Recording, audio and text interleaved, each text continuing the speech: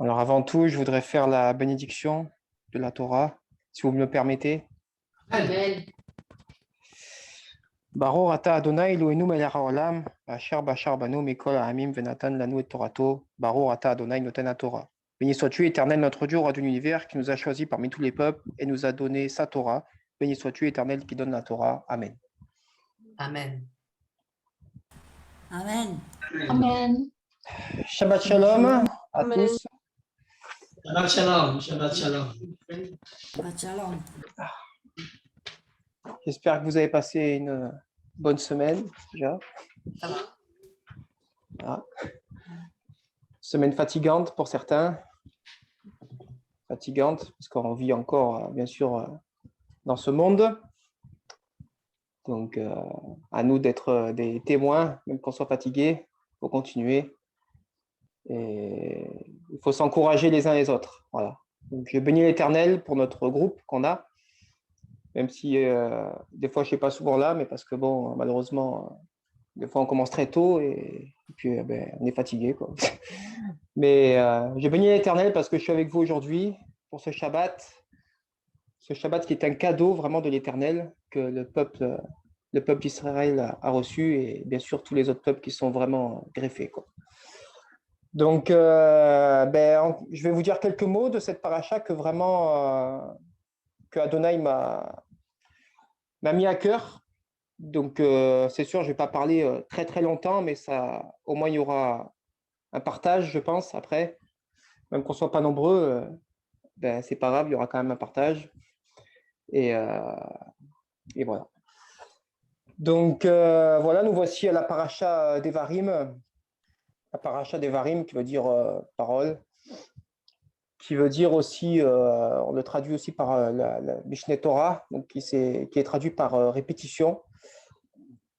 La répétition de quoi? La répétition, c'est la répétition de ce qu'on fait tous les Shabbats. Hein, comment vivre en fait, comment plaire à Adonai et comment ne pas être tenté par tout ce qu'il y a dans ce monde. Comment se sanctifier, comment être fortifié. Donc voilà, donc cette paracha, donc nous voyons que Moïse, il arrive à terme, c'est son bientôt voilà quoi, il va mourir quoi. Bientôt, pas encore, mais bientôt. Il arrive à terme de sa vision quoi, de sa vie, de son voyage si vous préférez. Et là, qu'est-ce qu'il fait? On peut dire qu'il fait des sortes de reproches à son peuple. Donc, nous voyons qu'il répète vraiment, bien sûr, ce que le peuple a fait, où il a trébuché, quoi. Il répète, mais sans vraiment être méchant, on va dire, quoi. Et ça, nous allons voir pourquoi. Donc ma question, elle est là aussi. Est-ce que à la place de Moshe, on pourrait se dire, mais est-ce que Moshe il a vraiment échoué à sa mission? Ou alors, comment on aurait réagi à sa place? Parce que c'est vrai que toujours répéter, on répète. Pourquoi on répète? Parce que le peuple, on dirait qu'on a l'impression qu'il est un peu sourd, quoi. Il est un peu rebelle. Et ça nous arrive, bien entendu, de répéter à chaque fois les choses. Répéter, répéter, répéter. C'est très fatigant, hein, mais on répète parce qu'on aime son peuple. Voilà, parce qu'on veut que notre peuple ne recommence pas. Donc, pourquoi la répétition de la Torah? Tout simplement parce que l'homme, il est très, très oublieux aussi, quoi. Quand il veut, hein, il est oublieux, parce que quand il veut aussi, il peut vraiment retenir cette parole, quoi. Donc, je ne sais pas si vous savez, mais des gens, en fait, quand on fait des mauvaises choses, ils retiennent, mais quand on fait des bonnes choses, on s'en souvient plus, quoi. C'est souvent ça dans le monde, quoi. Donc, qu'est-ce qu'il dit Adonai dans toute la Torah, hein? Souviens-toi, tout le temps, souviens-toi. Ça, c'est toujours pareil. Souviens-toi, souviens-toi. Donc, on peut faire allusion, bien sûr, au Shabbat. Hein. Voilà. C'est souviens-toi du jour du Shabbat, qui est la 4e mitzvah de la Torah. Donc les gens, en fait, le peuple de Dieu, Donc, on peut de toute dénomination, hein, on peut dire même certains croyants messianiques, malheureusement, ils ont oublié vraiment, c'est quoi vraiment la Torah, quoi. La Torah, c'est quoi? C'est pas juste des choses à faire comme ça ou non. La Torah, c'est la vie, en fait. C'est vraiment la vie. D'ailleurs, Yeshua est la Torah vivante, ça vous le savez. Mais quand on oublie c'est quoi la vie, forcément, dans le monde, après, on peut que se plaindre parce qu'on a oublié la Torah. Donc, euh, donc voilà. Et le peuple était. Non seulement ils ne se souviennent pas, mais en plus, ils sont rebelles. Donc, ça fait allusion un peu aussi au peuple de maintenant, qu'on a eu 2000 ans pratiquement de mensonges ou je ne sais quoi. On se souvient plus quand on veut et en plus, on devient rebelle. C'est avec un peu tristesse que je vous dis ça, parce que c'est vraiment dommage. Comme là, on est en train de vivre le Shabbat ensemble, c'est vraiment une bénédiction, quoi. Et c'est vraiment dommage que le peuple, il s'en souvient plus, enfin, il s'en souvient plus. Ça l'arrange bien et il est rebelle. Donc, il loupe ce cadeau, vraiment. Il loupe vraiment cette bénédiction-là. Bien sûr, dans le mot souviens-toi aussi, l'homme, il a tendance à oublier vraiment de là où il est sorti. Euh, Moi, je me souviens tous les jours de là où Adonai m'a sorti, par exemple, quoi. De là où j'ai fait des erreurs, on essaye, dans la prière qu'on fait, normalement, on essaye que ce soit meilleur qu'hier et pas pire, quoi. Euh, D'ailleurs, dans la prière de l'Amida, ils disent quoi? Que les pensées de mon cœur et que les paroles de ma bouche te soient agréables. Ça, c'est dans la prière de l'Amida, la prière juive qu'on récite 3 fois par jour. C'est important de se remémorer ça, que vraiment nos paroles, que vraiment elles soient bonnes, qu'on soit un témoin, qu'on puisse briller autour de nous, qu'on ne dise pas qu'on ne se souvient plus, qu'on est rebelle. On ne peut pas être une lumière comme ça. Donc, à nous de nous souvenir de ça. À nous de nous souvenir, pour certains, qu'on soit juif ou pas, hein, même celui qui n'est pas juif, il doit vraiment s'imprégner de l'histoire du peuple juif. Ce qui est triste, c'est qu'il y a bon nombre de chrétiens qui, vraiment, la Shoah, ou tout ça, les atrocités qu'ont eu le peuple juif, on ne se souvient plus, malheureusement, quoi. Il faut apprendre ça à nos enfants, vraiment. Faut plus que ça arrive, ces choses-là, quoi.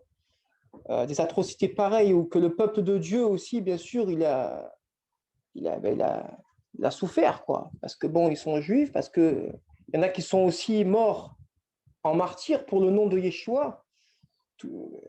Voilà, parce qu'ils n'ont pas voulu renier le maître. Ça, faut s'en rappeler aussi, tout ça. Donc Moshe nous encourage vraiment dans cette paracha, pour moi. Il répète. Pourquoi il répète aussi? Parce que nous, voilà, on enregistre 1 heure et puis après, moi je parle pour moi, hein, bien sûr, pour cette paracha. J'enregistre 1 heure et puis après, c'est terminé, quoi. C'est beaucoup ça. Donc on est obligé de prendre des notes des fois. Bon, on prend des notes, quoi. Voilà. Donc c'est à nous de vraiment de ne pas être oublieux, quoi. Voilà. Donc Moshe nous montre qu'il aime son peuple en faisant des remontrances et agit avec amour.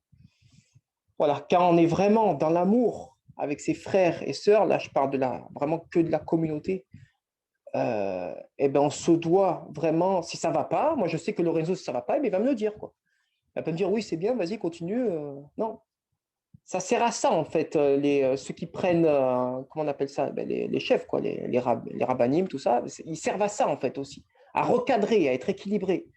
Sinon, ce serait l'anarchie totale. Sinon, on fait comme le peuple hébreu. Hein, pourquoi Adonai, il part à toi et nous, alors, non, on devient encore rebelle, quoi, en fait. Même qu'on soit messianique ou ce que vous voulez, des fois, on n'est pas mieux, quoi, que dans les autres assemblées parce qu'on n'est pas assez, comment dire, on n'est pas assez Discipliné.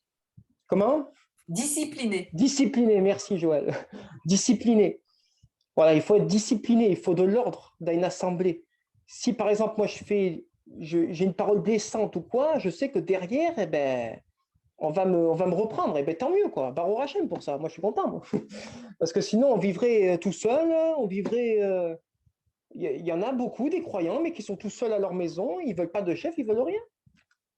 Pourquoi? Parce qu'ils sont rebelles encore, c'est tout. Ils veulent personne, hein. Voilà. Ils veulent être tout seuls, ils se nourrissent de prédications de YouTube et puis c'est tout, quoi.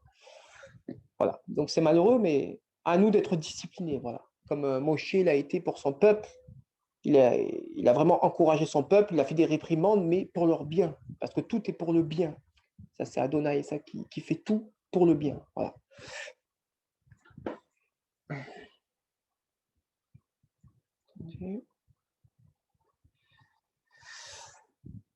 Donc, souviens-toi, on l'a dit, donc pas tomber dans l'ingratitude, parce que vous savez bien que le peuple hébreu dans le désert, comme il a dit notre frère Bernard la semaine dernière, déjà de 1, il est en formation, c'est pour leur bien, mais ils étaient aussi malheureusement, ils étaient dans l'ingratitude. Adonai, il les a toujours couverts dans le désert. Il a toujours été avec eux.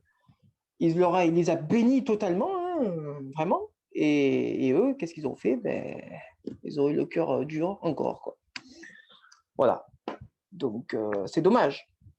Donc, voilà, répétition pour ne pas recommencer, ça on l'a dit. Donc, j'aimerais bien lire avec vous lecture. Donc, la lecture du Deutéronome. La paracha, je ne vous l'ai pas dit, mais la paracha d'Evarim, c'est la paracha 44. C'est de Deutéronome 1, chapitre 1, verset 1, jusqu'à chapitre 3, verset 22.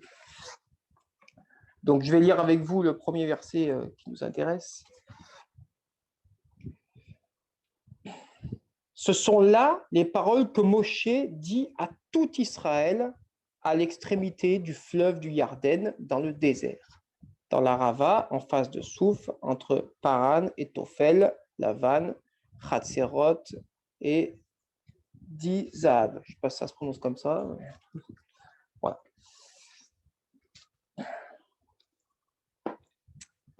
Donc nous voyons dans le premier verset qu'il dit à tout Israël. Donc à tout Israël, à tout le peuple. Donc voilà, je vous parle à tout le monde, quoi. Vous ne pouvez pas dire j'étais pas là, ou j'étais en train de, je sais pas moi, de promener le chien, ou je ne sais quoi. Non, là, il parle à tout le monde, là, à tout le peuple. Là, il parle à tout le peuple, donc il n'y a pas d'excuse en fait. Donc les paroles de Moshe, on voit bien dans ce verset, semblent être dans le sens en fait des paroles de remontrance, ça on l'a dit, mais aussi qu'il y a certaines allusions. J'ai juste pris quand il dit dans le désert. Dans le désert, pourquoi? Parce que le peuple, en fait, il s'est plaint après la sortie d'Égypte. Donc, nous pouvons le voir d'ailleurs dans Exode chapitre 16, versets 1 à 3. Nous pouvons le lire. Si quelqu'un veut le lire, Exode 16, de 1 à 3.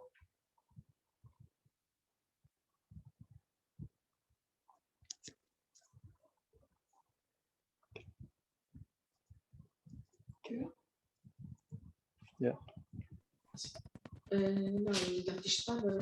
Ah oui. Toute l'assemblée des enfants d'Israël partit d'Élim, et ils arrivèrent au désert de Sin, qui est entre Élim et Sinaï, le 15e jour du second mois après leur sortie du pays d'Égypte. Et toute l'assemblée des enfants d'Israël murmura dans le désert contre Moshe et Aaron. Les enfants d'Israël leur dirent: que ne sommes-nous morts par la main de l'Éternel dans le pays d'Égypte, quand nous étions assis près des pots de viande, quand nous mangions du pain à satiété, car vous nous avez menés dans ce désert pour faire mourir de faim toute cette multitude. Amen. Donc nous voyons qu'il répète il dit dans le désert. Pourquoi? Parce que le peuple, en fait, ça l'a touché à Moshe, quoi. Je pense que quand on dit cette phrase-là à quelqu'un qui a toujours été avec eux, comme si par exemple, je sais pas moi, votre rabbi, il est tout le temps avec vous, et puis d'un coup le peuple dit ça, vous vous dites mais c'est pas possible, ils sont ingrats, quoi. C'est pas vrai, quoi. Il faut vraiment que j'ai de la patience pour ce peuple. Moi, à sa place, je sais pas comment j'aurais fait, je sais pas vous non plus, mais vous pensez de suite en fait à l'ingratitude, quoi. Adonai a toujours été avec vous, il vous a sorti, il vous a toujours béni, et vous dites ça. Moi, je pense qu'il y en a beaucoup qui auraient été peut-être un peu moins patients que Moshe. Donc Moshe, il aimait son peuple plus que tout au monde. Ça, nous pouvons le voir dans Lévitique 19, verset 18, quand il dit, d'ailleurs, il applique vraiment ce grand principe de la Torah, tu aimeras ton prochain comme toi-même, ton prochain. Donc, Lévitique 19, verset 18, que ma sœur Joëlle peut lire si elle veut, si elle a la Bible sous ses J'ai yeux. pas ma Bible devant moi. C'est pas grave. Si Bernard, frère Bernard, je ne vois pas tout le monde, désolé, je suis sur le portable. Oui, il l'a. Lévitique 19, verset 18, s'il te plaît.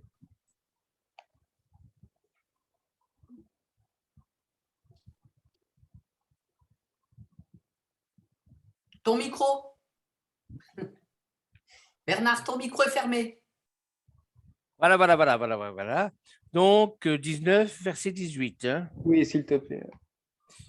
Alors, 14, 17, 18. Tu ne tireras pas vengeance contre l'un de ton peuple et tu ne lui garderas pas rancune, mais tu aimeras ton prochain comme toi-même. Je suis Adonai. Amen. Donc, nous voyons que Moshe, il applique vraiment cette mitzvah, il aime son prochain. Donc, qu'est-ce qu'il fait? Eh ben, dans cette paracha, nous voyons que, comme on a dit tout à l'heure, il répète, mais aussi il réprimande. Pourquoi il réprimande? Parce qu'il aime son peuple, il ne veut pas qu'il recommence, tout simplement, quoi. Et nous voyons aussi... Oh non, pardon, excusez-moi. Donc, on va voir maintenant, quand on aime, on reprend un frère. Ça, je pense que vous êtes d'accord. S'il y en a qui ne sont pas d'accord, dites-le. Vous êtes tous d'accord, c'est bon? On ne va pas s'entretuer quand même. Ouais. Ah, dites-le, si vous n'êtes pas d'accord, surtout, n'hésitez pas. Il n'y a pas de problème, quoi. Donc, Non, quand on non, aime... on est d'accord, Oui, oui. on est d'accord. Ah, On est d'accord. super. Bon, ça va alors.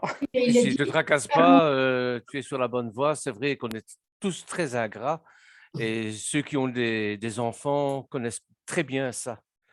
Oui. Merci Bernard. Ça, c'est vrai, oui. Donc, comme il a dit Bernard, ceux qui ont des enfants, oui, ils sont dans l'ingratitude totale. D'ailleurs, vous pouvez leur acheter des cadeaux. D'ailleurs, nous voyons bien un bel exemple à Hanouka, par exemple, qu'on leur donne des cadeaux un par jour, hein, mais ça ne suffit pas pour eux. Ça ne suffit pas. Il en faut pendant 6 mois. Et encore, je suis gentil. Donc, vous avez beau faire Hanouka des cadeaux tous les jours, eh ben, l'ingratitude, elle sera là.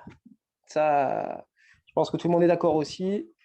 Et puis ceux qui n'ont pas d'enfants, vous savez très bien que nous-mêmes, hein, de toute façon, on est ingrats aussi, hein, puisque toutes les bénédictions que nous a fait Adonai, en fait, on n'en profite pas. On ne profite pas de ça. Et d'ailleurs, dans nos prières, on croit même que c'est normal. Déjà, rien que de Absolument. respirer, c'est une bénédiction.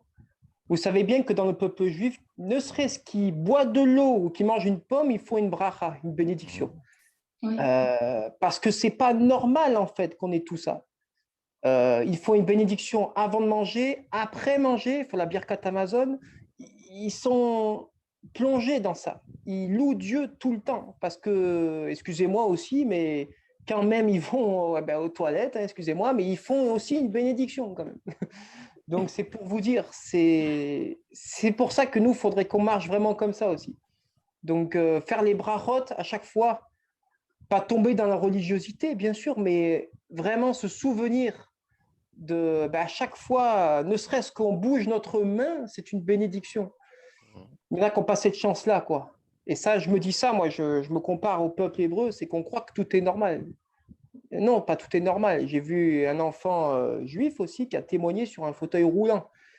Qu'est-ce qu'il dit? Je lis la Torah, je ne sais pas si vous l'avez vu, c'était un petit enfant qui a ému tout le peuple d'Israël.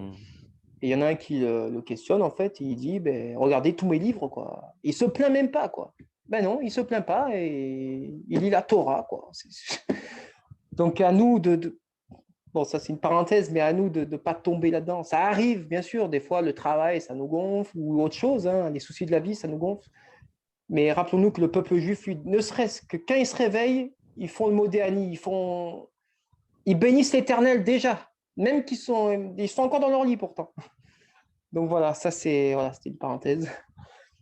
Donc je disais, donc le frère, il a lu, tu aimes ton prochain comme toi-même. Donc nous disions que Moshe, il applique très bien cette mitzvah, c'est un grand principe de la Torah. Donc il y en a qui vont dire, il y en a beaucoup dans les milieux du christianisme, malheureusement, que quand on fait ça, quand on reprend un frère, eh ben on juge. C'est pas vraiment juger en fait. Et d'ailleurs, nous allons le voir aussi dans les exemples un peu après, que même dans les actes des apôtres, même dans les églises des Kéhilotes, que Shaoul, il se gêne pas, quoi. Il leur brosse pas le dos, qu'ils font n'importe quoi. C'est pas comme ça que ça se passe. Quand ça va pas, ben on tranche, et puis c'est tout, quoi. Voilà, ça on peut lire déjà dans Deutéronome 1, 15 et 16, que je vais lire, qui a bien des juges.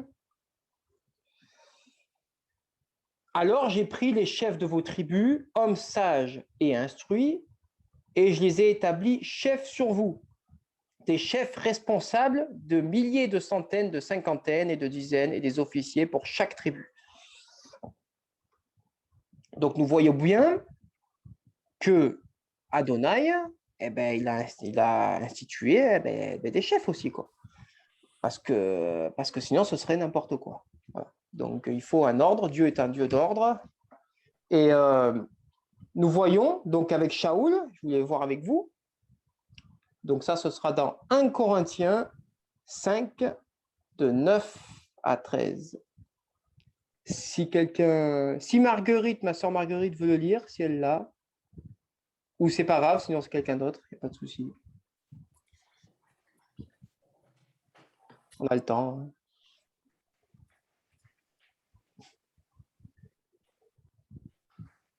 1 Corinthiens. Corinthiens, combien? 1 Corinthiens 5, de 9 à 13.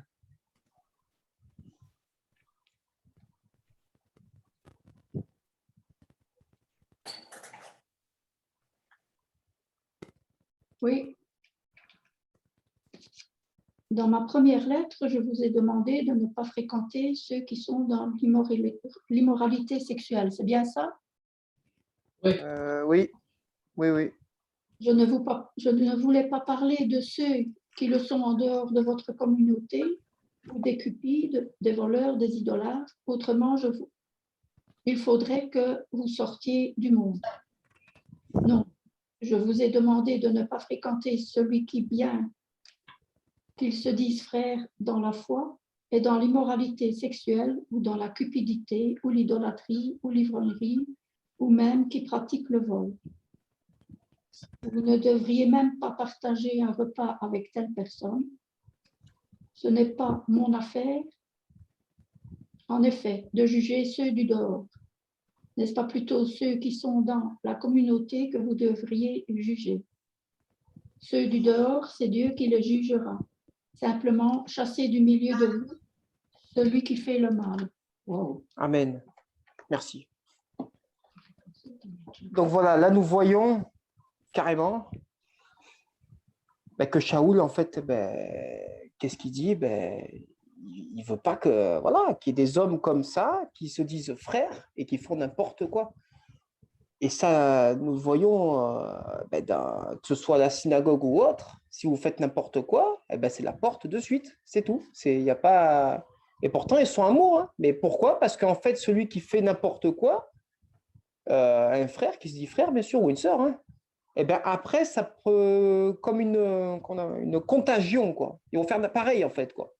S'il y en a un, par exemple, qui enseigne, qui va encore plus loin que la saine doctrine, qui enseigne carrément que Yeshua n'est pas le Mashiach, je pense bien que Lorenzo, il va dire, bon, écoute, au revoir, quoi. C'est normal. On ne peut pas aller plus loin que l'écriture. Nous, on est ensemble, pourquoi? Parce qu'on a reconnu Yeshua comme le Mashiach. Même qu'on aime, bien sûr, le peuple d'Israël, en partie, n'a pas encore reconnu, mais ça commence à venir, je vous rassure. Ça commence à venir.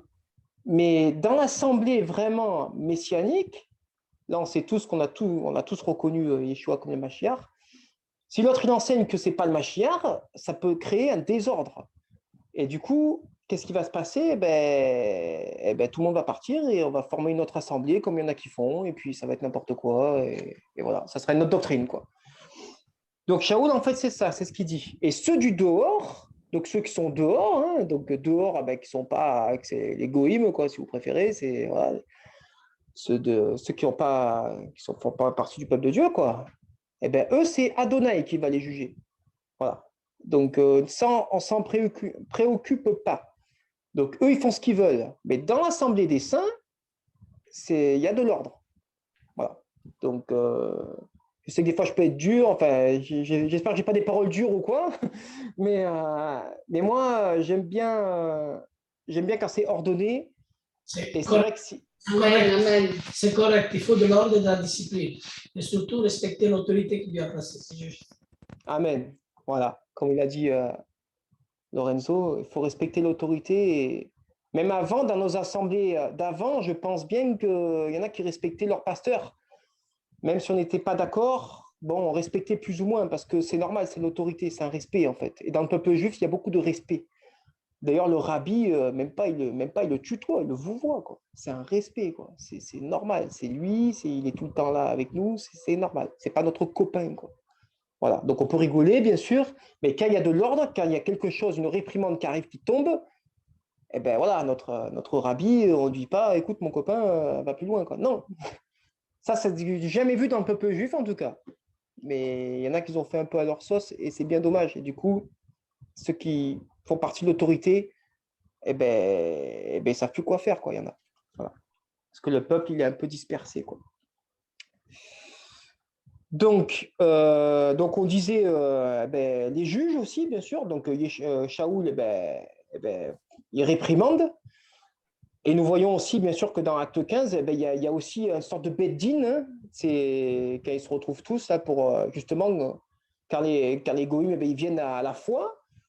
Qu'est-ce qui va se passer? Comment on fait, quoi? Parce qu'avant, c'était étonnant de voir ceux des nations, en fait, faire partie du peuple de Dieu, parce que c'était surprenant. Comment on fait, quoi? Ils font quoi? On fait quoi?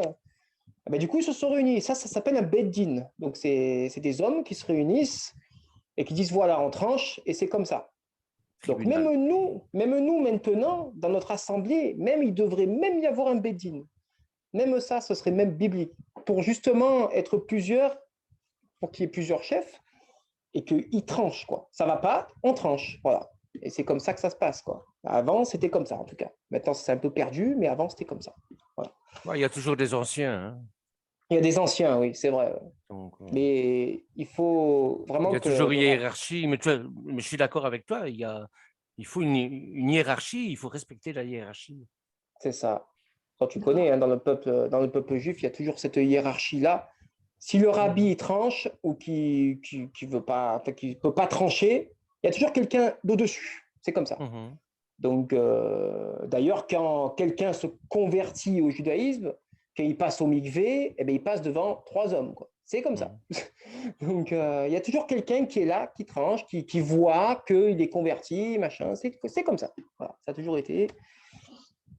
Oui, voilà. Juste un petit quelque chose. Dans les années 50, je me souviens, beaucoup s'en souviennent d'ailleurs, dans les écoles, il y avait on appelait ça la morale. On n'appelait même pas ça la morale, on ne disait rien du tout. Il y avait un respect, il y avait des valeurs, et toutes ces valeurs, en fait, ça venait aussi des Juifs, hein, ça venait d'Israël. Parce que dans les nations, il y avait beaucoup de Juifs à ce moment-là. Et ces valeurs-là, elles sont perdues maintenant. C'est ça le problème. Il n'y a plus de valeur, aucune valeur, je vais dire, vivante de la Torah, quoi. Plus rien du tout. Et on passe pour des fous, des malades quand on y reste, quoi. C'est ça, exactement. Il n'y a plus de valeur, il n'y a plus d'autorité et il n'y a plus de... dans les écoles, oui, c'est vrai que maintenant, on en vient quand même à taper sur les professeurs, quoi. Donc, oui, nous voyons bien qu'il n'y a plus de respect, il n'y a plus rien. Il n'y a plus même de respect des anciens, d'ailleurs. Quand nous voyons qu'il y a un ancien, j'ai vu encore dans le bus, qui était debout, qui avait des jeunes qui étaient assis, qui ne lui ont même pas laissé la place, quelle honte, quoi. Ça, c'est pareil. Vous verrez pas ça dans le peuple juif, parce que, enfin, peut-être qu'il y en a, bien sûr, mais je me trompe. Mais c'est un respect, quoi. C'est un respect, voilà. Tous les juifs ne sont pas respectueux, oui, je sais, mais voilà. Vous voyez qu'eux, ils sont vraiment à cheval sur les anciens. Et... même des autorités, voilà. Des autorités, voilà. Les policiers, on doit respecter. Comment on appelait ça? On n'appelait pas ça des policiers, mais enfin, on avait beaucoup de respect On respecte De même respect. les facteurs, on Bien doit faire sûr. respect pour tous. Le respect pour ceux qui font le ménage aussi, on doit respecter ça. Le respect, voilà. Il n'y a plus de respect. Donc en France, enfin en France et en Belgique, j'imagine, il n'y a plus de respect. Il n'y a plus rien. On ne sait même plus qui on est. Ils ont carrément, ils ne savent même plus qui ils sont en fait. Il n'y a plus d'identité. Il n'y en a plus. Et ça, on retrouve son identité vraiment quand vraiment, eh ben, bien sûr, on fait teshuva, quoi. On fait teshuva parce qu'avant on était rebelle, pardon, mais quand on fait teshuva, on retrouve vraiment, eh ben, on a cette nouvelle naissance là et on fait partie du peuple et on retrouve ce respect qu'on a envers les frères et sœurs parce qu'il n'y a pas que l'autorité, il y a aussi envers les frères et sœurs. Moi personnellement, je ne vais pas dire n'importe quoi à ma sœur Joëlle ou ma sœur Marguerite ou Violette.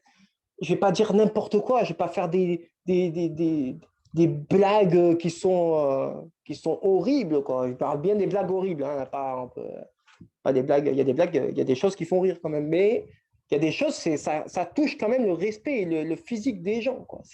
Comme ils se parlent en ce moment, les gens, c'est atroce, quoi. C'est vraiment atroce, quoi. Donc voilà.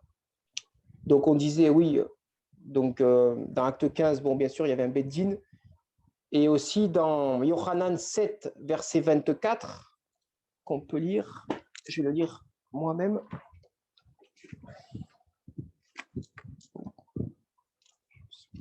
Qu'est-ce que c'est, Yohanan? Jean, pardon. Ouais, c'est mieux pour moi. Pas de souci. Voilà, n'hésite pas. Hein. Alors, Jean 7, 24. 24. Je vais le lire. Oui. Ne jugez pas selon l'apparence, mais jugez selon la justice. Amen. Quelques Donc, habitants de Jérusalem. C'est Juste bon. celui-ci? C'est bon, merci Joël. Merci. Donc, selon la justice, la loi de Dieu, la Torah, c'est marqué de juger selon la loi de Dieu. Donc, si un frère ou quelqu'un qui s'égare de la loi de Dieu, on se doit, donc nos dirigeants se doivent de trancher. Voilà. C'est comme ça que je l'ai vu, moi, en tout cas. Donc, qu'est-ce que je disais? Voilà. Donc, nous avons vu que le peuple, il est en rébellion, hein, aussi. Donc, comment ne pas tomber dans la rébellion? Déjà, il faut garder les Écritures. Déjà. Faut la serrer, cette parole, afin de ne pas pécher. C'est marqué dans le livre des Télim.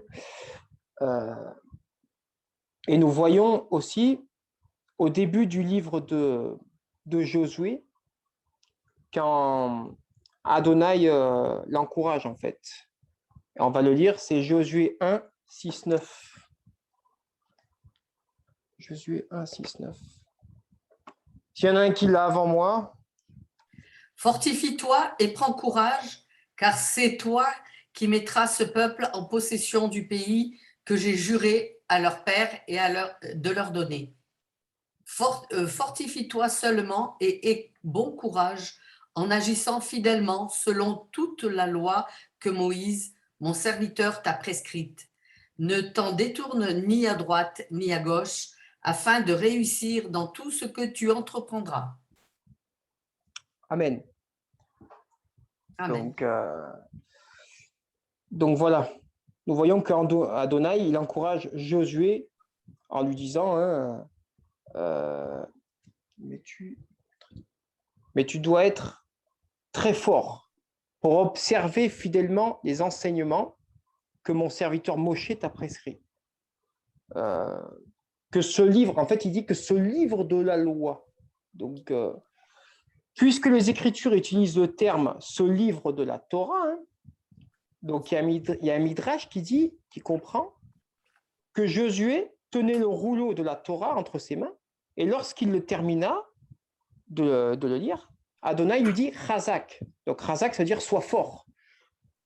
C'est pourquoi la coutume s'est développée de dire Chazak à celui qui a fini de lire la Torah. Vous voyez bien qu'à chaque fois qu'on finit une paracha, il y a des frères des fois qui disent Chazak, Chazak, Venit Chazek. Donc ça veut dire sois fort. Sois fort. Ouais. Mais la force, ça a à voir avec à quoi? Qu'est-ce que la force a à voir avec la Torah en fait? On peut se poser cette question-là.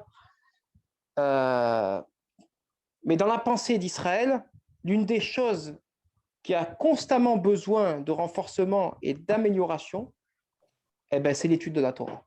Voilà. C'est tout le temps ça. C'est pourquoi le peuple d'Israël, il dit Razak pour se renforcer dans l'étude. Il est important de revoir la Torah que nous avons apprise pour ne pas l'oublier. Donc, toutes les semaines, vous voyez bien, on fait la paracha. Donc, on l'a fait l'an dernier, ben, on l'a refait. Hein, pour ne pas oublier. Voilà, on fait ça aussi pour ne pas oublier. Et qu'on vraiment, avec ça, qu'on puisse avoir de la force par rapport à l'étude, hein, de réviser ce qu'on a appris. Donc, par exemple, quand, je sais pas moi, la semaine dernière ou toutes les semaines, on se doit de réviser la Torah, on se doit vraiment d'étudier la Torah. Méditer-la jour et nuit, on se doit de le faire, même que c'est à notre niveau. Des fois, bon, on ne peut pas étudier toute la journée, certes, mais si on prend du temps pour l'étudier à chaque fois, vous verrez que toutes les épreuves que vous aurez dans votre vie, quand vous êtes vraiment dans la Torah, vous direz cette phrase que vraiment pas beaucoup arrivent à le dire, tout est pour le bien. Alors ça, c'est vraiment dur à dire, quoi.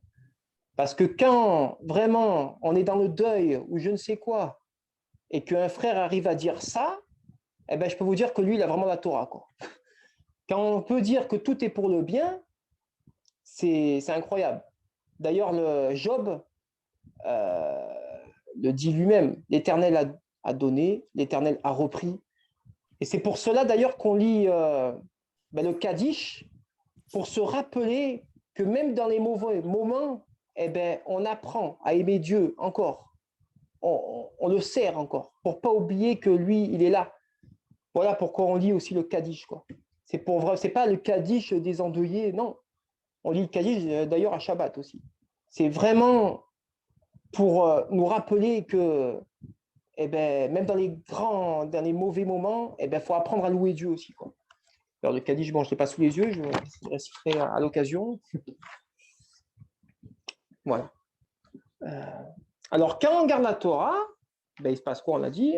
Bien sûr, on ne peut pas ne pas parler de ça. Hein. On porte du fruit. Donc, porter du fruit, bien sûr, je ne dis pas de prendre une panière avec des fruits dedans. Hein. Bon, ça, c'est la touche. Non, mais porter vraiment du fruit, quoi. C'était la... Porter du fruit, ça, Lorenzo le dit souvent. Voilà. C'est, on va le lire, tiens. Jean 15, 1 à 13. Si quelqu'un veut le lire.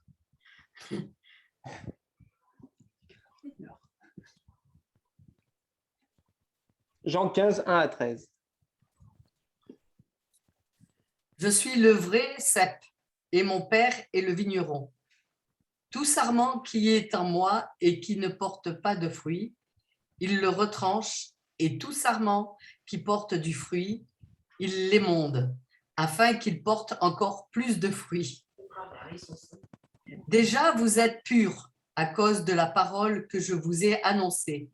Demeurez en moi, et je demeurerai en vous. Comme le sarment ne peut de lui-même porter du fruit, il ne demeure attaché au cep, ainsi vous ne le pouvez non plus, si vous ne demeurez pas en moi.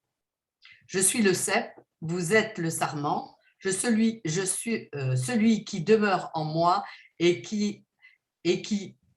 en qui je demeure porte beaucoup de fruits, car sans moi, vous ne pouvez rien faire.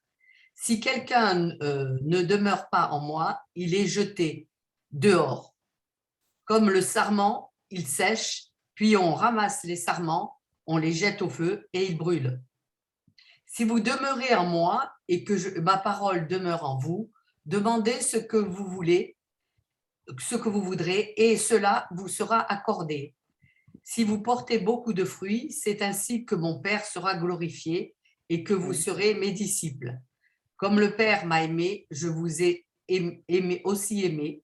Demeurez dans mon amour. Si vous gardez mes commandements, vous demeurez dans mon amour, de même que j'ai gardé les commandements de mon Père et que je demeure dans son amour. Je vous ai dit ces choses afin que ma joie soit en vous et que votre joie soit parfaite. Merci Seigneur. C'est vrai qu'en ce moment, j'ai beaucoup de joie. Alors, merci, mon Amen. Dieu. C'est ici mon commandement. Aimez-vous les uns les autres comme je vous ai aimé. Il n'y a pas de plus grand amour que de donner sa vie pour ses amis. Vous êtes mes amis si vous faites ce que je vous commande. Je ne vous appelle plus serviteur parce que le serviteur ne sait pas ce que fait son maître, mais je vous ai appelé ami parce que je vous ai fait connaître tout ce que j'ai appris de mon Père. Ce n'est pas vous qui m'avez choisi, mais moi, je vous ai choisi et je vous ai établi afin que vous alliez et que vous portiez du fruit et que votre fruit demeure enfin avec ce que vous demanderez au Père en mon nom, il vous le donne. Ce que je vous commande, c'est de vous aimer les uns les autres. Si le monde vous hait, sachez qu'il m'a haï avant vous. Amen. Si vous étiez du monde, le monde aimerait ce qui est à lui. Mais parce bon. que... Bah, c'est bon? C'est bon, merci. C'est bon. Mais c'est bien de l'avoir lu un peu plus. Merci, Je Joël. vais te dire une chose, répéter, c'est très bien, parce que le niveau de compréhension qu'on a à un moment donné n'est plus le même après. On évolue. Et donc, la répétition est quelque chose de très bien, dans le sens où on peut comprendre un texte à un moment donné d'une certaine façon, et quand on le réécoute, il y a une évolution qui s'est faite personnellement chez la personne, et automatiquement, elle voit plus loin que ce qu'elle avait compris la première fois. Et on est tout le temps en évolution. Donc, la répétition est quelque chose qui est très importante.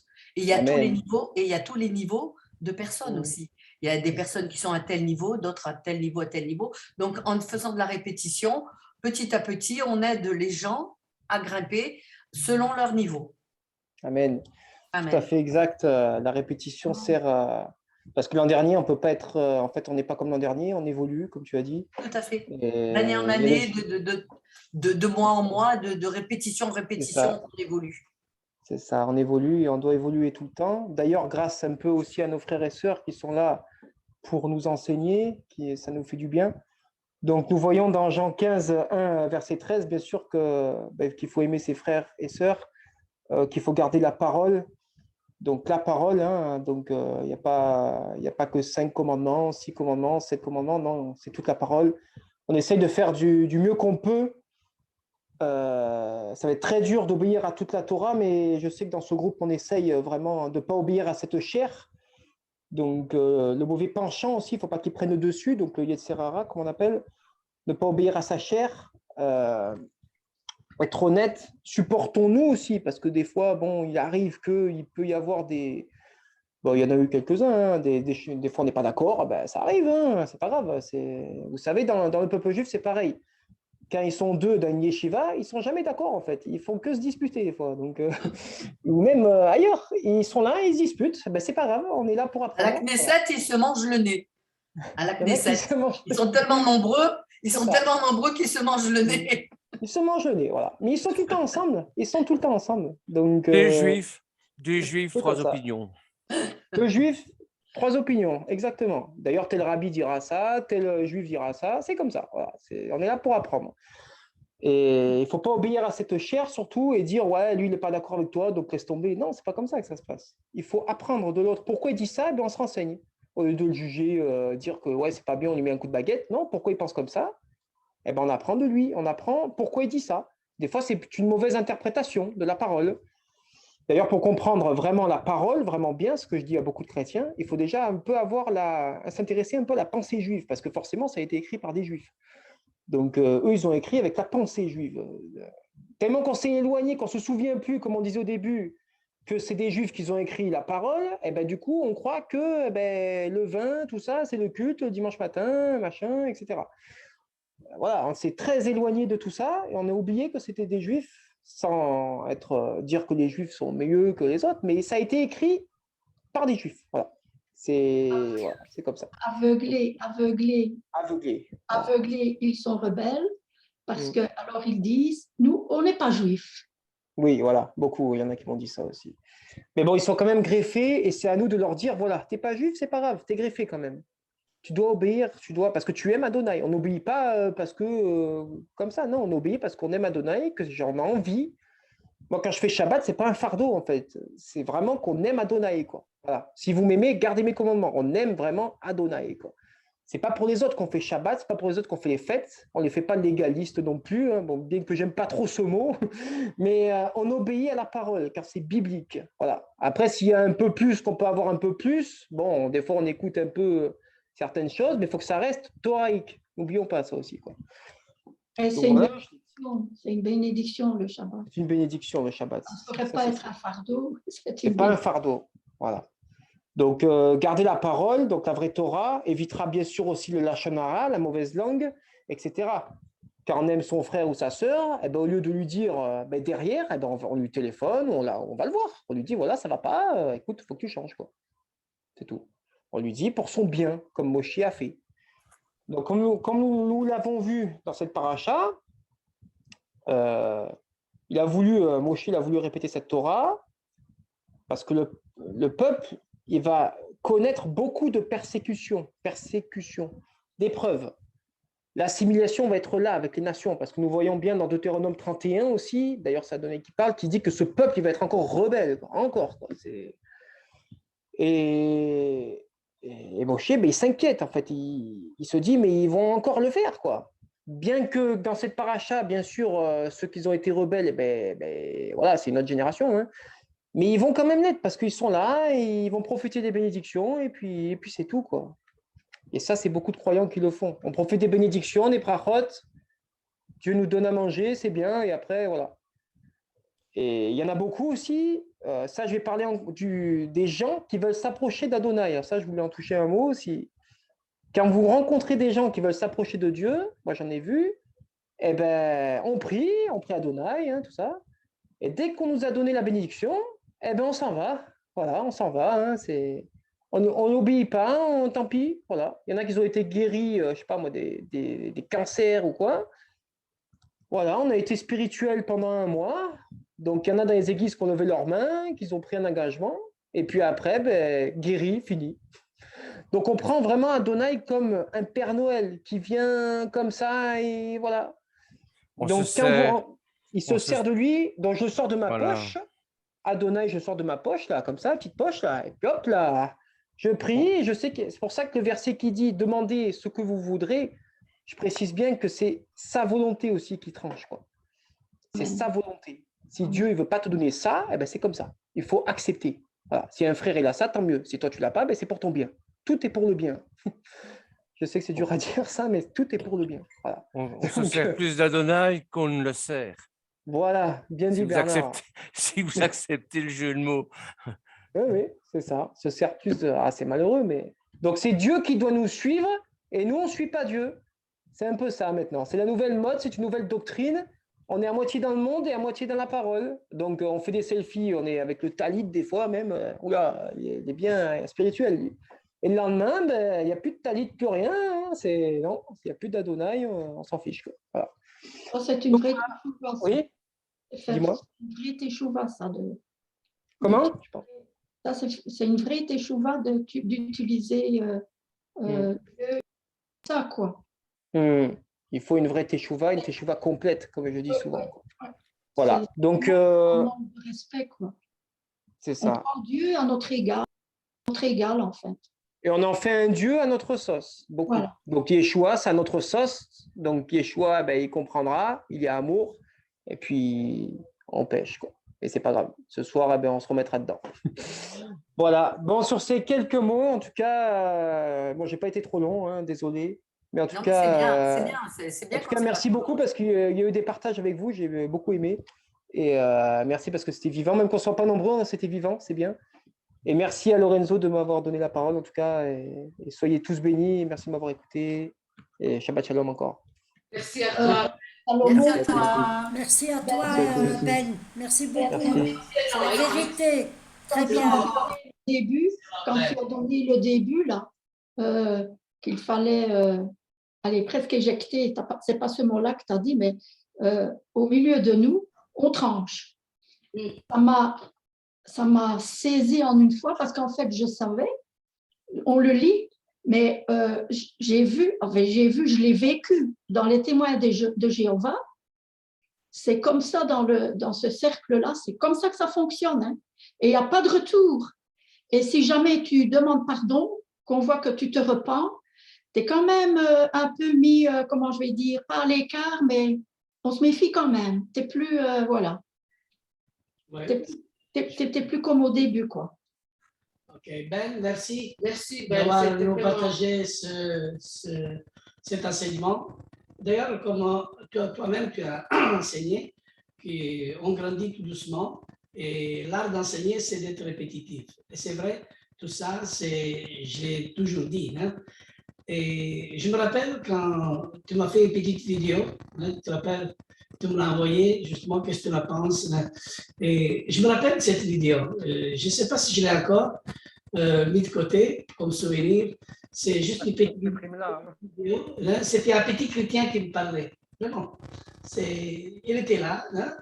Mais je voyais ton cœur, je voyais vraiment ton cœur pour Adonai. Et là, comment dire, c'est de mon devoir de vous encourager tous hein, et de vous lancer tous un par un, d'enseigner, d'aller plus loin. C'est ça ma fierté, c'est ça ma joie. Ma joie, c'est l'Éternel, c'est que nous soyons tous des disciples, que nous deviendrons tous des disciples. Alors, la force, l'union que nous avons, alors nous pouvons aller conquérir et avoir en possession tout ce que Dieu nous donne, où nous y allions pour parler de la parole de Dieu. Parce que, comme Dieu dit, je vous donne en possession ce territoire. La terre appartient à Israël, mais justement, la terre viendra en possession d'Israël si Israël écoute sa parole, il met en pratique ses lois, ses prescriptions, tous ses préceptes. C'est lui l'Éternel qui guérit, c'est lui l'Éternel qui donne cet héritage au peuple juif. Si, il y a toujours le mot si, qu'on croit d'être une condition, mais c'est aussi une invitation à nous tous de suivre sa parole avec joie. Et c'est vrai que tu as beaucoup grandi, beaucoup évolué, comme tous, quand je vois Joël, comme il a évolué, oh là là, énormément. Bernard, Violette, Marguerite, tous, Pedro, et notre cher Bill qui est là, qui nous enseigne à nous tous d'une manière vraiment très profonde, qu'est-ce qu'on aime tous, ce jeune garçon qui nous enseigne la Torah. On est vraiment fou de lui quand il vient nous enseigner. Mais on est tous l'un avec l'autre, comment dire, plein de joie, on s'encourage, on a envie de se rencontrer, de s'écouter. Et c'est à ça, Mishpara. La famille doit grandir, la famille. Mais cette famille, il doit comprendre qu'il y a une diversité. Et dans la famille, nous rencontrons beaucoup de diversité. Et cette diversité doit nous amener à nous tous à la maturité. Et la maturité, c'est de s'accepter dans la diversité, telle comme nous sommes. Voyez, parce qu'il y a des choses que nous, on ne comprend pas, même des fois, on ne comprend pas parce que nous le comprenons comme ça, la parole. Hein? Mais on n'est pas là justement pour juger, pour critiquer, pour faire... Non, justement, la Mishpara, il doit être mûr dans son esprit. Bien sûr, il faut utiliser des mots et on doit utiliser des mots adéquats vraiment pour soutenir le frère, même qui parle, le frère qui comprend moins. Des fois, il y a plusieurs niveaux hein, de connaissances. Mais c'est vrai, comme tu dis, Ben, il faut revenir à nos racines, il faut revenir à la pensée juive. Sinon, on reste sous l'arbre de Noël. Et ce n'est pas l'olivier franc. On n'est pas greffé sous le sapin de Noël. On est greffé sous l'olivier franc. On est justement là, sur l'olivier franc qui parle vraiment du don de l'esprit pour comprendre le don de la Torah qui a été donné. Et le don de la Torah qui a été donné, c'est dans l'esprit, où il y a l'olive, où il y a le fruit de cette olive, hein, de cette huile qui donne l'onction vraiment parfaite de nous montrer vraiment le vrai Mashiach. Hein. Nous ne devons pas suivre vraiment le davar à travers les apparences, nous ne devons pas suivre le davar à travers les émotions, à travers certaines volontés, hein, parce qu'il y a l'âme des fois qui parle de l'homme, l'âme qui est le siège de l'émotion, les sentiments, hein, mais notre connexion doit être avec notre esprit, avec l'esprit de Dieu. Parce que l'esprit de Dieu doit communiquer à notre esprit que nous sommes enfants de Dieu. Hein? C'est ça qui dit Rabbi Shaul. Hein? Mais c'était de l'art d'enseigner, l'art d'être répétitif tous les Shabbats. Hein? Parce qu'en effet, on est toujours répétitif. Chaque Shabbat, chaque fois qu'on se rencontre, il y a un mot qui se répète tout le temps, que Dieu est amour, Dieu nous pardonne, Dieu est justice. Il y a tellement de mots qui se répètent, mais au fur et à mesure, c'est cette répétition que nous avons et ça se développe au milieu de nous. Et c'est bien de se rencontrer constamment dans les réunions. Moi, je suis présent dans toutes les réunions et c'est ça que je suis responsable. Hein? Et je veux voir vraiment tous les disciples, comment ils évoluent. Et je ne peux pas rater les réunions le mardi soir. D'ailleurs, j'essaie de faire tout mon possible aussi le mardi matin parce que des fois je suis là, mais je suis souvent là. Surtout le soir, je suis là tout le temps. Hein? Souvent le mardi, on a des trucs. Oui, le matin, on a des trucs. Oui, on est tellement occupé, mais on essaie d'être présent dans toutes les réunions.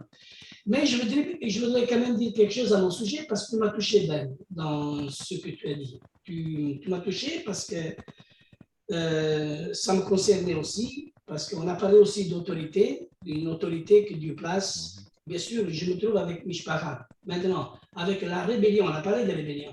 La rébellion qui a été permis, que ce n'est pas notre faute, ce n'est pas ma faute, c'est la rébellion qui a été a permis Mishpara. Vous voyez c'est-à-dire, il y a une communauté où il ne tient plus compte de l'autorité placée. Il ne faut pas oublier, c'est quand même une autorité humaine. Oui, toujours une autorité humaine. Mais cette autorité a été complètement écartée, on va dire. Nous n'avons plus besoin d'un pasteur. Et nous pouvons nous diriger même comme ça. Hein.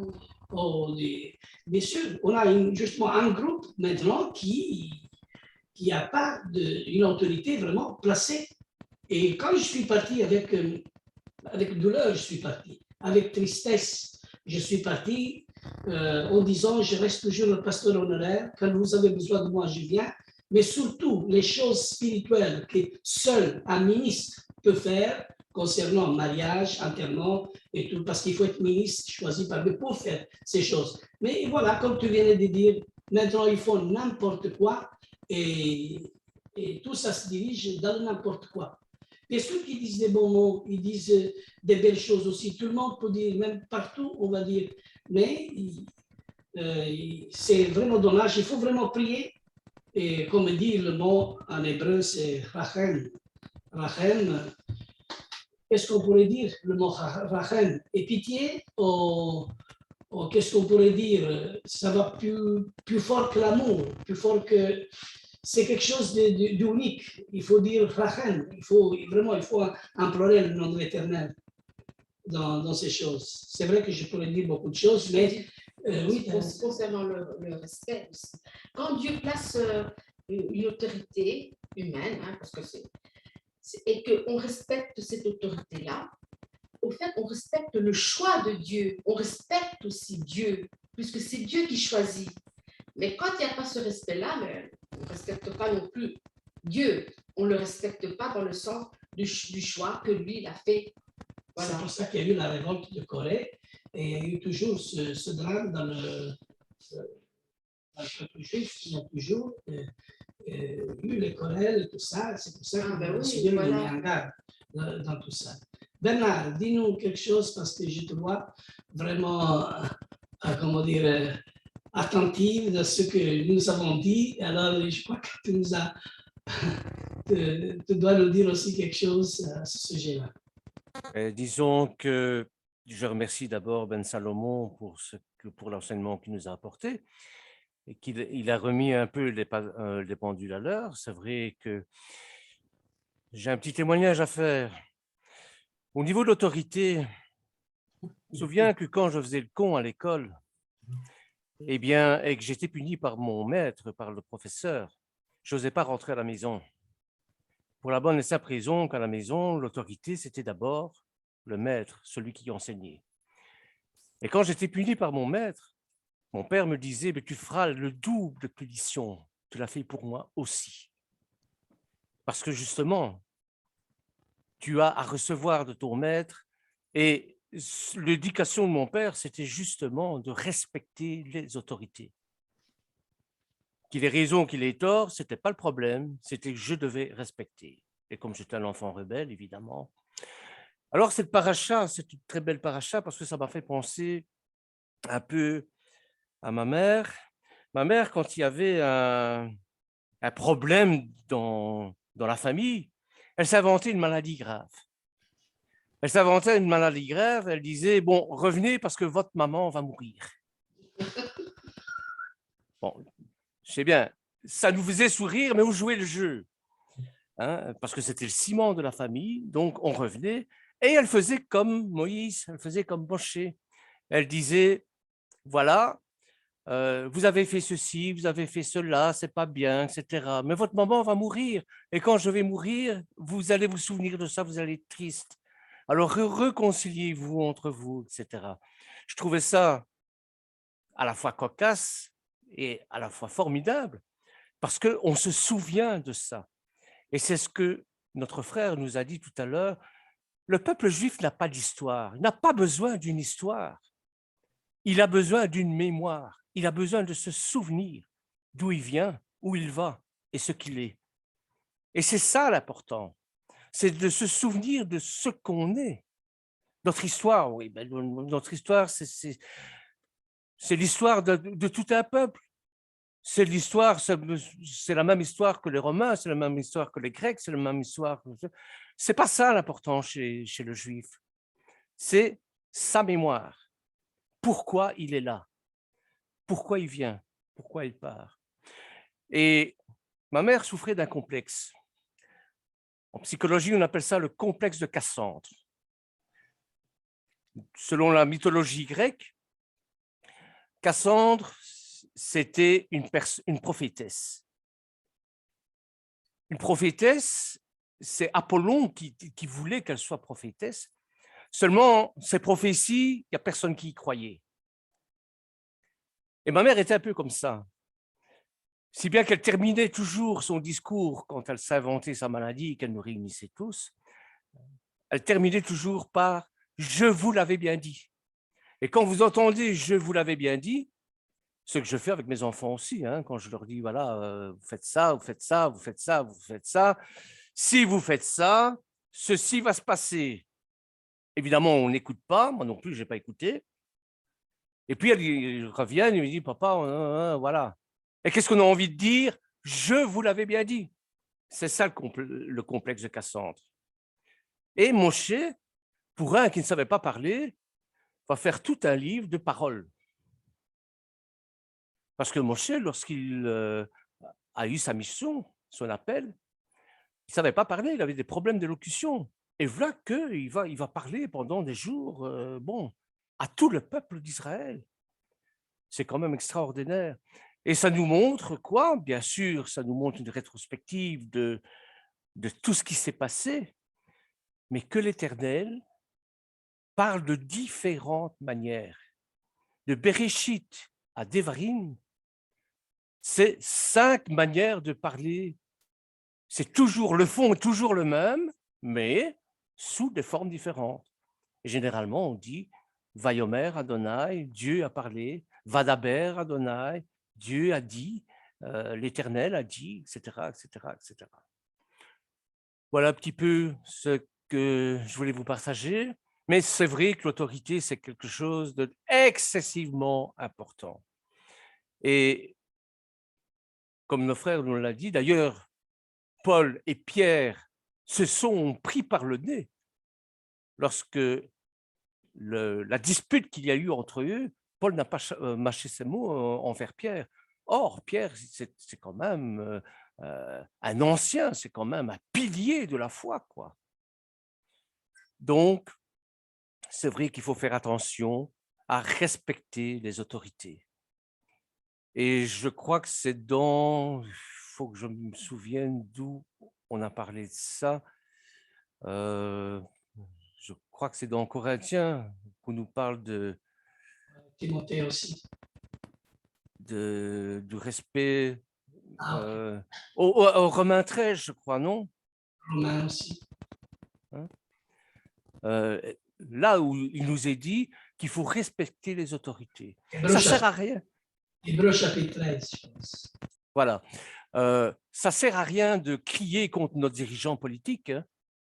Qui les ont mis là à la place? C'est nous. Nous les avons mis là.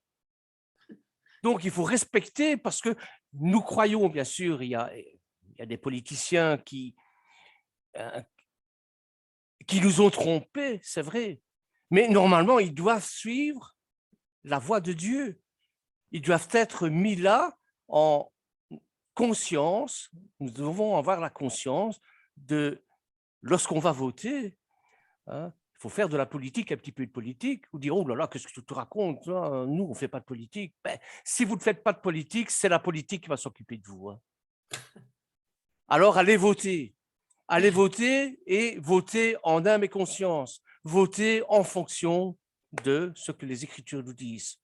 Et quand on vote pour quelqu'un, ben, c'est toujours comme ça. Enfin, ils sont obligés qu'on est obligé d'aller voter. Mais en France, par exemple, ils ne sont pas obligés d'aller voter. Mais si j'étais français, j'irais voter quand même, en âme et conscience. Et je dois accepter l'autorité parce que j'ai mis moi-même cette personne-là. Voilà un petit peu ce que j'avais à dire. Bon, il y a encore énormément de choses à dire. Tu es parti sur un terrain vaseux, là. C'est le manque de Tu prière. es parti sur un drôle de terrain, là, je te le dis tout de suite. Quoi? Bah non, pas du tout. Si, il est un peu dur, ton terrain. Pour Je vais moi, t'expliquer. Je vais t'expliquer. William, tu es là? William. Il y a William? Oui, shalom. Quelque chose sur Davar. Allez. Je peux dire, c'est revenir en fait sur ce que tu disais par rapport à l'autorité et au respect. C'est vrai que ce sont des valeurs qui sont très, très, très importantes en tant que disciple dans notre marche. C'est vraiment important d'avoir cette notion de respect. Et ce mot respect, il est très intéressant. En hébreu, c'est le mot kavod. On parle de kavod, qu'on traduit aussi parfois par gloire. Mais l'idée de kavod, c'est l'idée aussi de ce qui a un poids. Donc, lorsque l'on respecte quelqu'un, on lui donne un poids, en fait. On lui donne une certaine... oui, c'est un poids. Et on néglige pas cette personne, on ne la méprise pas. C'est très intéressant parce que tout à l'heure, je m'étais sur ça, en fait, sur l'idée de respect. Que, au final, d'ailleurs, dans la rachat de l'année prochaine, il y a une répétition de 10 paroles et on connaît cette parole où il est dit « Honore ton père et ta mère ». Et quand il dit « Honore ton père et ta mère », le mot qui est utilisé, c'est « kaved ». En fait, c'est donne un poids à tes parents. Et donc, on doit apprendre à honorer nos parents, à honorer les autorités, qu'elles soient au niveau du gouvernement ou autorités spirituelles. C'est véritablement important. Et ce respect, on la retrouve aussi, par exemple, dans le couple. Honorer son mari, honorer sa femme, c'est-à-dire donner un poids à son mari, donner un poids à sa femme, donner un poids à ses enfants, c'est extrêmement important. Et quand la parole nous dit qu'on doit vivre ensemble, qu'on doit être dans une communauté, qu'on doit grandir ensemble, c'est se donner ce caveau à l'un et à l'autre. C'est ça qui nous fait avancer. C'est vraiment, vraiment important de prendre ça et de le vivre, en fait. Pour moi, on ne peut pas marcher dans les voies de Mashiach et ne pas avoir ce respect pour l'autorité. C'est incompatible et malheureusement, c'est très, très commun aujourd'hui dans les assemblées, que les jeunes ne respectent pas les anciens, que les jeunes ne respectent pas les leaders spirituels. Oh, je sais mieux que toi, mais toi, tu dis ça, mais sur Internet, j'ai vu tel pasteur, tel rabbin, il a dit ça, etc., etc. Et les gens se perdent. En fait. Donc, voilà ce que je peux partager par rapport à ça. Merci, Willy. Merci. Ouais, je peux dire quelque chose. Bernard, tu parlais de voilà qu'il faut voter. Nanana. Tout est manque de prière. Tout doit être mis dans la prière, comme Ben l'a dit. faut remercier le Seigneur. Il faut remercier aussi le Seigneur qu'on puisse encore pouvoir aller voter, mais il faut aussi prier pour ceux pour qui on va voter. Ça, on ne saurait pas le savoir comme ça. On ne sait pas lire entre eux. On ne sait pas lire ce qu'un tel est et ce que l'autre est. Mais l'Éternel le sait. Alors, je pense que on a flâné un petit peu. Enfin, moi, je parle personnellement. On a flâné un petit peu sur les eaux, comme ça. Je prie pour ça, je prie pour ça. Et il y a des choses principales aussi, c'est prier, bien sûr, pour nos autorités, mais prier aussi pour savoir comment voter, à quel moment, pour qui, et demander à l'Éternel de toucher les personnes qu'il va mettre lui-même à la tête de l'Europe unie, de je ne sais pas quoi, voilà. Pour que nous, on ne s'égare pas, parce qu'on peut s'égarer même en votant. On ne connaît rien. On ne connaît rien, ils ne disent pas tout. Donc, ils s'égarent eux-mêmes. Donc, c'est tout des sujets de prière, en fait. Il est trop tard de prier. Après, voilà, c'est surtout et la teshuva aussi. C'est vrai que c'est important de prier. C'est vrai ce que tu dis, qu'il faut mettre tout dans la prière. Je n'en parle pas souvent parce que d'office, on est dans la prière, mais c'est vrai. Et c'est vrai qu'il faut remercier l'Éternel, comme notre frère nous le disait, ne fût-ce que pour la respiration. Si vous inspirez, mais que vous oubliez d'expirer, vous mourrez. Si vous expirez sans inspirer, mais vous mourrez quand même aussi. Et le fait de respirer et inspirer, de vivre en quelque sorte, c'est tellement devenu un automatisme qu'on ne pense même pas à remercier l'Éternel pour ce don gratuit que nous avons. Alors, aussi, non, je vais aller sur un terrain trop glissant. Tu es sur un terrain glissant. Mais de toute manière, c'est vrai que respectons aussi ce que le Seigneur nous a donné dans la respiration. Et les gens qui fument, s'il vous plaît, réfléchissez à 2 fois avant de tirer sur votre cigarette et d'expectorer la fumée. Réfléchissez à 2 fois, quand même. Mais tu sais, Bernard, c'est intéressant ce que tu dis parce que souvent, il y a cette notion, comme on disait, de respecter les gens, respecter les autorités, mais il y a aussi la notion de se respecter soi-même, en fait. Et le respect de soi, c'est extrêmement important.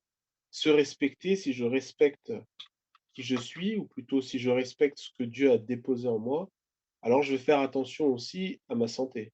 Je vais faire attention aux choses que je vais faire, aux choses que je vais manger, etc., etc. Et vraiment, le respect de soi, c'est la clé. Tu sais, tout à l'heure, je suis en train de méditer sur ça, sur Joseph. Quand Joseph, il est dans la tentation avec la femme de Potiphar, si on regarde bien ce qu'il dit, on voit en fait cette notion de respect de soi là. C'est-à-dire que parce qu'il se respectait, il respectait ce que Dieu avait déposé en lui, mais il respectait aussi son héritage, de qui il était issu. Il était fils de Jacob, petit-fils de Isaac, etc. Donc, il respectait d'où il venait, et donc ça l'a permis de tenir dans cette difficulté qui était devant lui. Donc, le respect de soi, c'est extrêmement important aussi en tant que disciple. Peut-être un jour, on pourra faire une petite étude là-dessus, parce que ce sont des notions qu'on entend un peu partout. Hein. Tout souvent, on entend le développement personnel, etc. On a l'impression que c'est une science moderne, mais la Bible même, la Torah nous enseigne à Il y a 5000 ans qui nous le dit, ben oui. Voilà. Et cette notion de kavod, elle est importante. Et pour conclure, je partagerai juste ce verset dans Proverbe. Proverbe 6, verset 20, il dit « Mon fils, garde le commandement de ton père et n'abandonne pas l'enseignement de ta mère. Tiens-les Amen. continuellement liés sur ton cœur, attache-les à ton cou. Quand tu marcheras, il te conduira, quand tu dormiras, il te gardera, et quand tu te réveilleras, il s'entretiendra avec toi. » Ici, on a une petite indication au Shema, une connexion avec le Shema. Donc, vraiment, notre source, on doit l'honorer, on doit lui donner le kavod, on doit lui donner le respect, on doit se respecter nous-mêmes. Aimez votre prochain comme vous-même. Mais si vous ne vous aimez pas, si vous ne vous respectez pas vous-même, comment voulez-vous respecter les autres? On ne peut pas. C'est ça, et c'est là la clé, comme je dis. C'est là la clé. Excusez-moi, il y a des personnes, je voulais dire quelque chose. personnes adultes qui entendent ça, mais qui n'ont pas eu de parents, qui ont été orphelins, qui ont été abandonnés, qui n'ont même pas eu, je vais dire, ne fût-ce qu'un petit enseignement. Et c'est justement pour ça que, je pense qu'il faut prier pour tout ça aussi, parce qu'il y a énormément de personnes qui, on va leur lire ça dans Proverbes, ils ne vont rien comprendre du tout. Ils vont dire, mais je n'ai pas appris, moi, ça, je n'avais pas de père, je n'avais pas de mère. Oui, c'est Est-ce vrai. que je t'interromps, ce que je sais, moi, je le sais, parce que je l'ai vécu. Dieu peut prendre toute la place. Alors, il est nécessaire de prier pour les orphelins, les enfants abandonnés. Il est nécessaire de prier pour eux et supplier le Seigneur de prendre la place du père et de la mère. On sait qu'il est capable de le faire et on sait aussi que même sans notre intervention, il va le faire. Mais il y a tellement de choses à demander au Seigneur que, voilà, il faut le faire. Surtout, c'est la génération qui est là. Il y en a énormément. Avec toutes ces guerres, c'est fou ce qu'il y a comme enfants. Allez, je vais dire, pour moi, ce sont des enfants perdus. Perdus, mais il est temps qu'on prie. Il est temps qu'on prie. Ça fait des années que je demande qu'on prie pour les enfants parce que le Seigneur m'avait mis ça sur le cœur et voilà. Il y a des enfants battus, il y a des enfants... ils sont perdus, ils sont perdus. Il faut qu'ils entrent aussi allez, au sein, je vais dire, au sein d'Israël, enfin, allez, qu'ils soient aussi greffés sur l'olivier. Voilà. Je partage ça. Je connais une sœur qui a eu son petit-fils. Il n'avait pas de colonne vertébrale. En fait, il était tout, voilà. Et depuis, le Seigneur l'a aidé. Enfin, le Seigneur est venu en son secours aussi. Et depuis, chaque matin, dans sa prière, elle prie pour les nouveau-nés, quels qu'ils soient. Ouais. Merci Marguerite, je partage bien avec toi. Il faut vraiment avoir la compassion. Et il y a dans ce monde beaucoup de personnes qui sont seules et qu'il faut aimer. Ils attendent vraiment l'amour du Père. Et c'est pour ça que nous devons prier. Et vous savez, dans cette semaine ici, ça m'est arrivé quelque chose. J'ai déjà parlé en petite partie. C'est un jeune garçon qui pratique la synagogue. Il a renié complètement Yeshua, mais il m'est revenu un peu parce que c'est la loi qui l'a touché. Et moi, je connaissais son père, c'était un pasteur, c'était un ami à moi. Il s'appelle comme moi, Greco. Il s'appelle Greco David, comme mon fils. Et je ne te dis pas tous les blasphèmes, mais aussi tous les... vraiment tout l'horreur qu'il a dit contre Yeshua. Et vraiment, en fait, je l'ai dit, faites dans l'ignorance, c'est vrai. J'ai dit aussi, tu sais, que tout péché contre l'homme Torah sont pardonnés, parce que tu ne le connais pas. Ce qui n'est pas pardonné, c'est contre l'Esprit Saint. Mais tu as juste insulté l'homme Torah.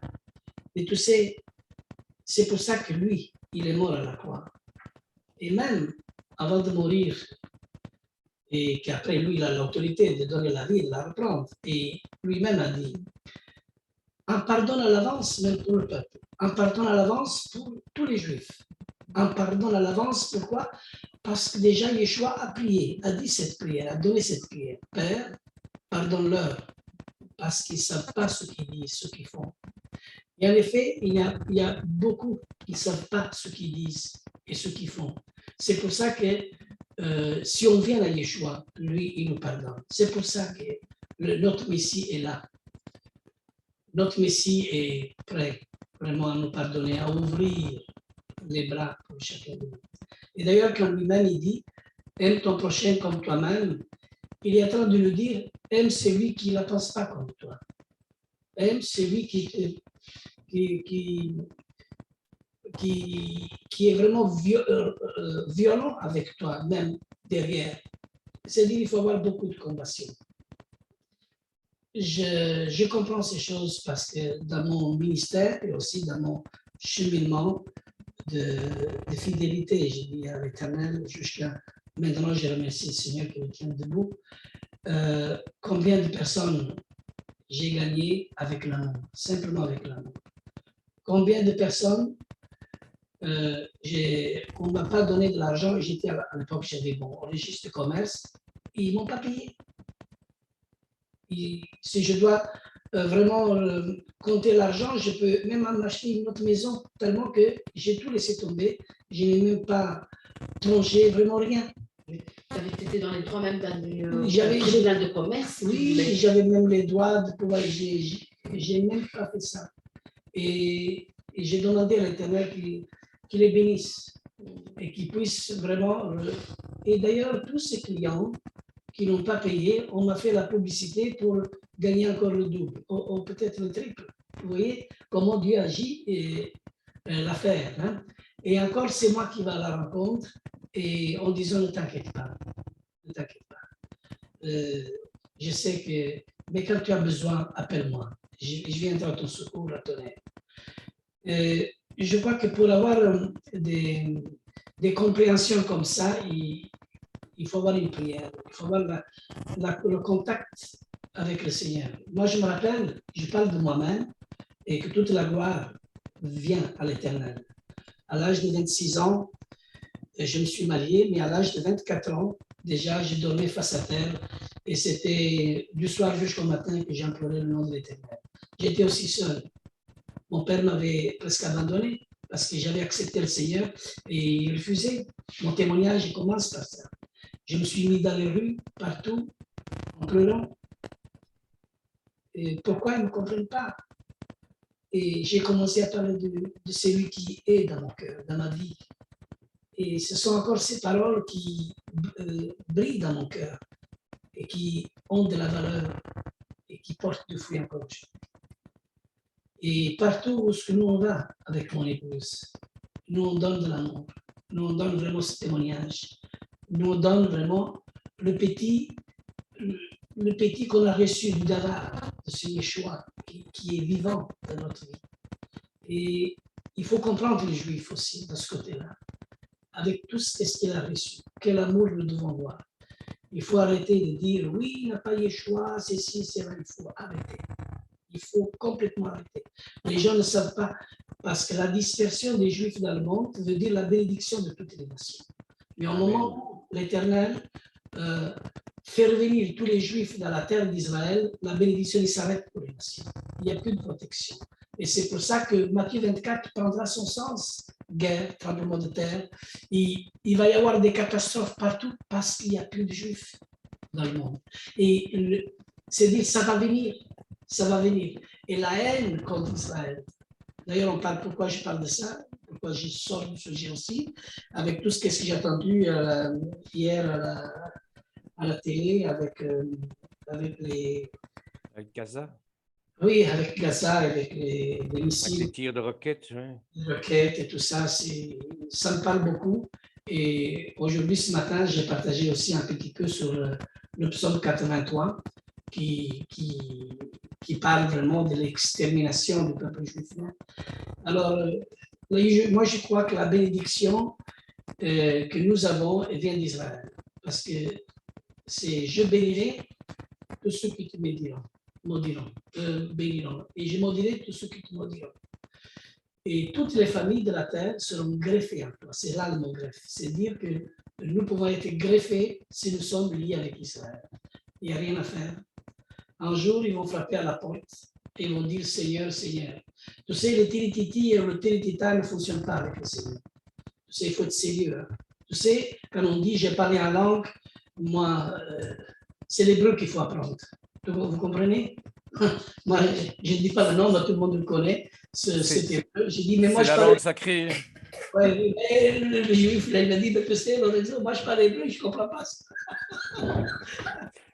Ben, vous savez, je peux comprendre aussi sur le fond de sa pensée, mais aujourd'hui, on est parti par des délires un peu déplacés, on va dire. Hein?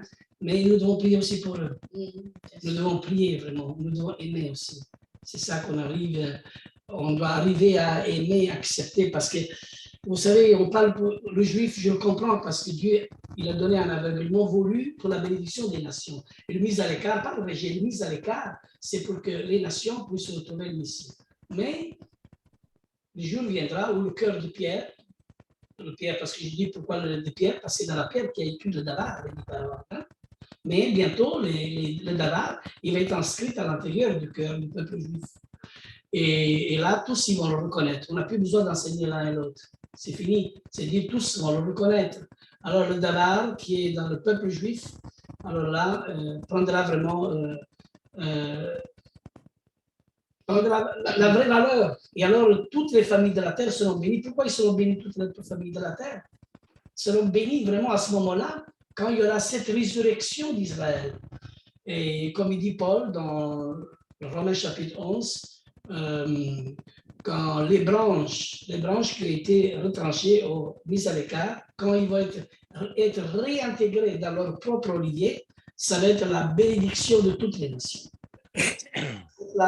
Ça va être vraiment le superflu, on va dire. Ah, c'est magnifique.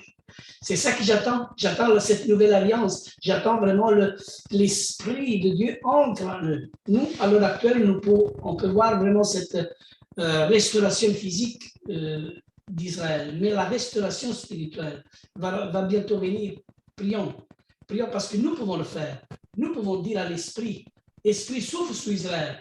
C'est ça que je parle. Je ne parle pas d'éternité et d'éternité. Je ne parle pas de ça. Ça, c'est des fausses doctrines. Ça, c'est quelque chose qu'il faut s'écarter. C'est un peu presque la démence, on va dire, d'aller s'orienter dans cette direction-là. Mais c'est d'avoir l'esprit et vraiment de souffler sur les ossements desséchés et dire à l'esprit, Seigneur, ce peuple peut revivre. Il doit revivre. Il doit revenir à la vie. Et c'est ça que nous attendons. Nous attendons. Et pour ça, il faut une nouvelle langue dans notre vie. C'est ça la nouvelle langue. Que nous, vraiment, nous adaptons vraiment à l'étude de la Torah. Nous rentrons vraiment dans la Torah pour que le Seigneur nous donne une nouvelle vision, un nouveau langage, une nouvelle direction. C'est ça que nous voulons voir. Amen. Et alors, à ce moment-là, dit Juifs, les nations saisiront par le pont en Juif et diront, nous voulons venir avec vous. Car nous savons que Dieu est avec vous. Ah ben, moi, je ne vais pas de l'autre côté. Hein. Moi, j'attends vraiment, je veux m'attacher aux pans de Juifs. Absolument. Alors, c'est une invitation aussi de dire à toutes les nations qui nous écoutent, vraiment, de s'attacher au Davar, à la parole. Et le Davar, c'est les tzitzit, c'est les commandements de Dieu. Et c'est ça qu'il faut toucher, parce que le temps verra où toutes les nations, quand ils vont voir un juif, ils auront vraiment la joie de dire pourquoi aujourd'hui on les haïsse, justement, hein, bien sûr, l'ennemi, il est le prince de ce monde, mais quand il sera lié, il va être mis dans le tourment, on va dire, pendant 1000 ans, il va être lié pendant 1000 ans, mais la bête et le faux prophète, ils vont être mis dans le lac de feu, et éternellement. Mais la terre, pendant 1000 ans, il y aura le Shabbat, qui est grand débarras. J'ai dit grand débarras. Alors le Davar, alléluia. Mais ce que je crois, tous ceux qui régneront ici sur cette terre, c'est uniquement ceux qui sont inscrits dans le livre de l'agneau de vie. Je n'ai pas dit le livre de vie. Le livre de vie, c'est après les 1000 ans. Parce que le salut appartient à celui qui est assis sur le trône, c'est après les 1000 ans, derniers jours, et à l'agneau, ceux qui sont dans la Torah avec l'agneau, qui vivent avec la Torah, dit Yeshua. C'est-à-dire, ça c'est le livre de l'agneau de vie. Ça c'est le livre de la Torah de vie. C'est dans ce livre qu'il faut être inscrit. Et ça c'est la première résurrection qu'on va réunir avec le Mashiach et toutes les nations de la terre afflueront pour aller à Yerushalayim pour être enseignées du roi des rois et de cette hiérarchie que Dieu va établir à ce moment-là. Ça va être une grande joie. Bénédiction à nous tous. Merci. Amen. Mon frère Ben de nous avoir partagé ça. Amen, amen. Waouh, waouh, waouh. Quelle richesse. Quelle richesse on a. Oh là là. Oui, chacun de nous, bien sûr, chacun de nous, et c'est une richesse énorme. C'est une richesse. La parole de Dieu. Et c'est la parole qui. Torah. Et c'est un partage. D'ailleurs, je termine. Le Davar, hein, contiennent 153 chapitres. Et la Torah, le Davar, le Devarim, c'est la répétition des 153 chapitres. Et les 153 chapitres, ce sont les 153 poissons qui ont été pêchés, les gros poissons, le filet, quand Yeshua, après la résurrection, a dit aux disciples de prendre le filet et de le mettre de l'autre côté. De l'autre côté, ça veut dire pas dans le christianisme, pas dans une religion, dans une dénomination. C'est ici qu'il faut mettre le filet, dans un endroit bien précis. Alors là, et c'est là les 153, c'est ce poisson-là qu'il faut pêcher. Et alors là, ça va être la résurrection entre les morts, bien sûr. Amen.